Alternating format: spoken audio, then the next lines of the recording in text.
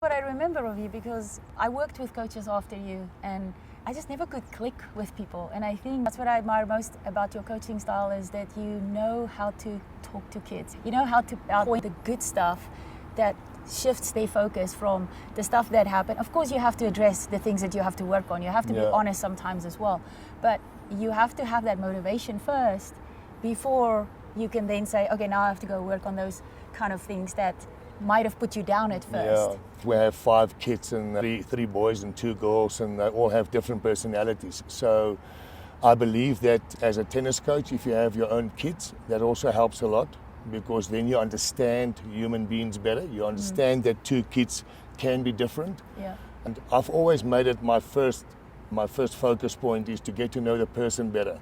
I've got to get to know you as Surina.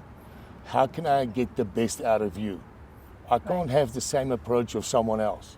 Maybe. But in general, you have people that say, it's my way or the highway. And I don't believe in that. It's like, with certain things like discipline, respect, I'm very strict on that.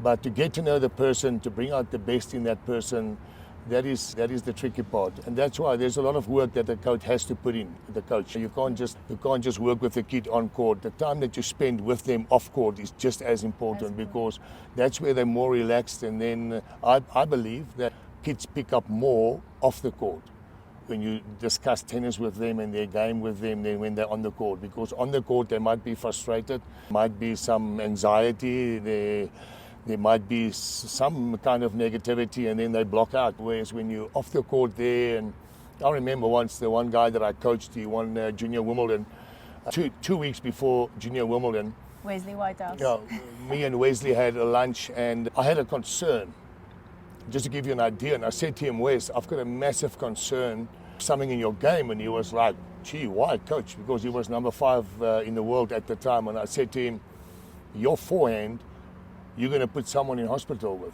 And he said, geez, my forehand that good. I said, Wes, your forehand is just unbelievable. All the coaches come to me and they ask me, how did we develop that forehand? You also had the biggest forehand in your junior days. Then we went back to the hotel and I said to Wes, you want to go practice? And he said, yeah, let's go practice. And he asked me, coach, what would you like to do? And I said, no, I want to go work on your forehand. And he said, but I thought my forehand was so good. And I said, but Wes, I want that forehand even better.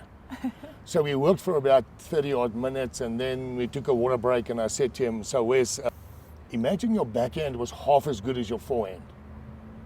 And he said to me, coach, let's work on my backhand. Now, my concern was his backhand.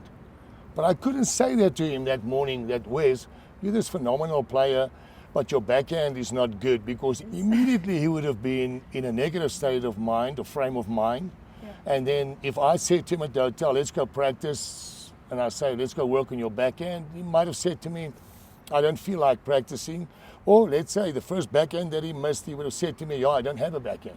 Yeah. So that is what is important for me, is to get the player to that point where you can work with them, whether it's positive or negative, whatever happens, they're keen because they trust you. Yeah.